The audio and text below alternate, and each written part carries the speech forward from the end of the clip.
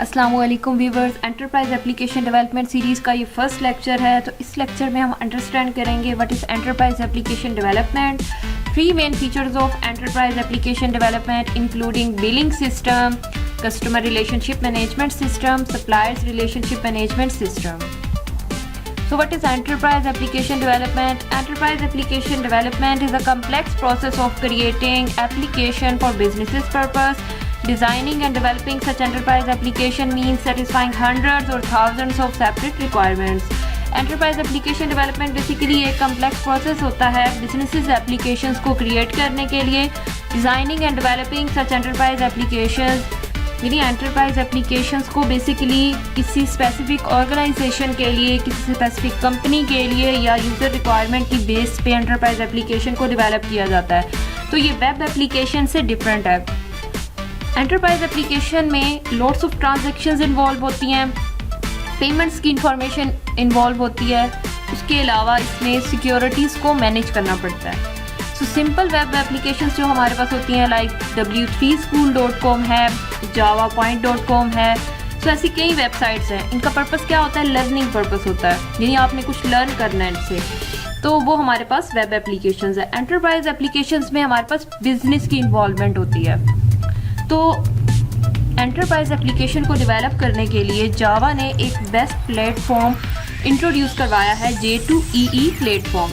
ये एक best platform है जो कि एंटरप्राइज एप्लीकेशन को डेवलप करने के लिए हेल्पफुल है।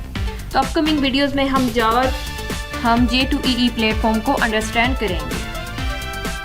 तो बेसिकली वेब एप्लीकेशन जो हैं वो लर्निंग पर्पस के लिए होती हैं और एंटरप्राइज एप्लीकेशन में बिजनेस की इन्वॉल्वमेंट होती है।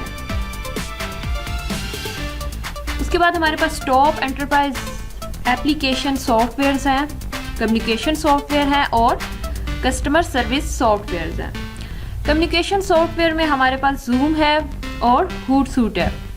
अब जूम में क्या होता है? मीटिंग्स, वेबिनार और हम कॉन्फ्रेंस को कंडक्ट कर सकते हैं। उसके बाद हूटसूट में हमारे पास क्या होता है? ड्रॉप बॉक्स और गूगल ड्राइव की फैसिलिटी अवेलेबल होती है। उसके बाद हमारे पास कस्टमर सर्विसेज जो सॉफ्टवेयर है उसमें इंटरकॉम है, मेल सिम्प है और गूगल एनालिटिक्स है। इंटरकॉम में क्या आ जाता है? हमारे पास कस्टमर सर्विस आ जाती है। मेल सिम्प में हमें इनविटेशन, ईमेल, रिमाइंडर, यानी यूज़र को आपने इनविटेशन सेंड करनी है, ईमेल सेंड करना है या पेमेंट के अकॉर्डिंग रिमाइंडर सेंड करना है, तो ये तमाम फैसिलिटी हमारे पास मेल सिम्प में अवेलेबल होती हैं। गूगल एनालिटिक्स में परफॉर्मेंस रिपोर्ट्स है, वेबसाइट एनालिसिस है, यानी एक स्टैटिस्टिकल व्यू होता है आपकी एप्लीकेशन का, आपके बिजनेस का, कि वो वर्किंग कैसे परफॉर्म कर रहा है, कितनी पेमेंट्स कंडक्ट हो चुकी हैं, कितनी पेमेंट आपके अकाउंट में ट्रांसफ़र हो चुकी हैं। एक स्टैटिस्टिकल व्यू प्रोवाइड करता है आपके कंप्लीट बिजनेस का। तो ये हमारे पास टॉप एंटरप्राइज एप्लीकेशन सॉफ्टवेयर्स हैं जो कि हर एंटरप्राइज एप्लीकेशन में इन्वॉल्व होते हैं। उसके बाद features of enterprise application development में हमारे पास बिलिंग सिस्टम है, कस्टमर रिलेशनशिप मैनेजमेंट सिस्टम है, सप्लायर रिलेशनशिप मैनेजमेंट सिस्टम है।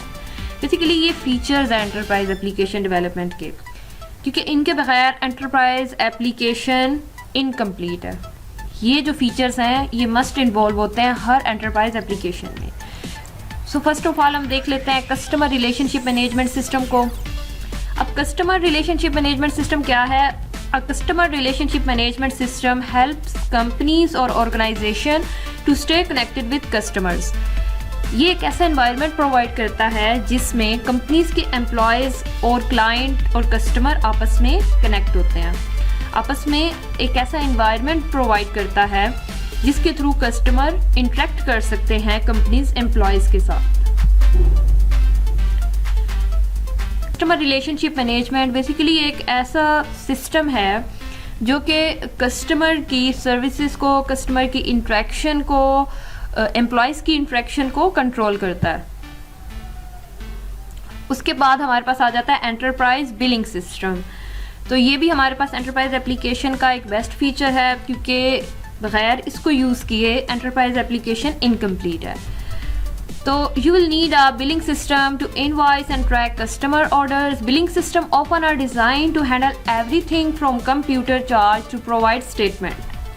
सो बिलिंग सिस्टम तो मस्ट इन्वॉल्व होता है। बिलिंग सिस्टम में क्या होता है कि हमारे पास 2 ऑप्शंस होते हैं, यानी कि या तो आप पेमेंट करना चाहते हैं ऑनलाइन डेबिट क्रेडिट कार्ड के थ्रू, या आप पेमेंट करना चाहते हैं कैश ऑन डिलीवरी। तो ये 2 ऑप्शंस हमारे पास मौजूद होते हैं। तो ये एंटरप्राइज बिलिंग सिस्टम जो है हर एंटरप्राइज एप्लीकेशंस में मस्ट इंक्लूड होता है। उसके बाद बिलिंग सिस्टम में हमारे पास 3 चीज़ें होती हैं, data input and verification, billing codes and tracking payments. तो डाटा इनपुट एंड वेरिफिकेशन में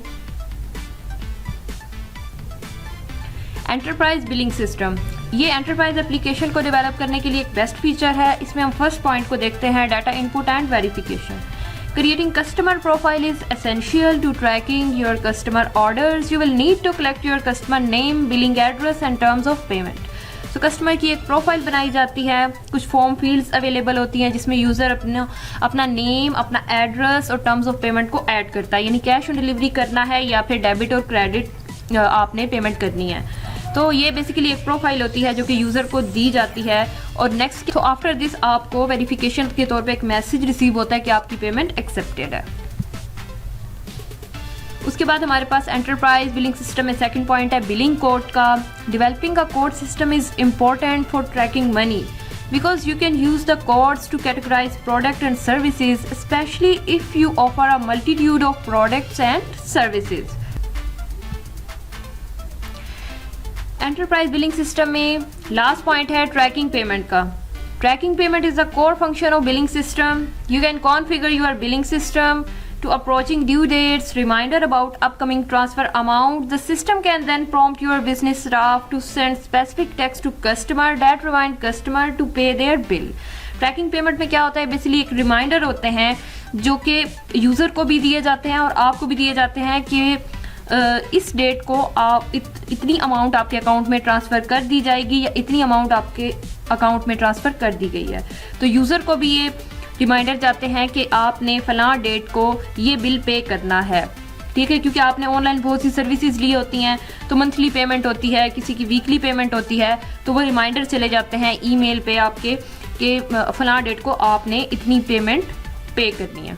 तो ये हमारे पास बेसिकली ट्रैकिंग पेमेंट का प्रोसीजर होता है जो कि एडमिन साइड पे भी होता है और यूज़र साइड पे भी होता है। और एंटरप्राइज बिलिंग सिस्टम में ट्रैकिंग पेमेंट एक बेस्ट फीचर है।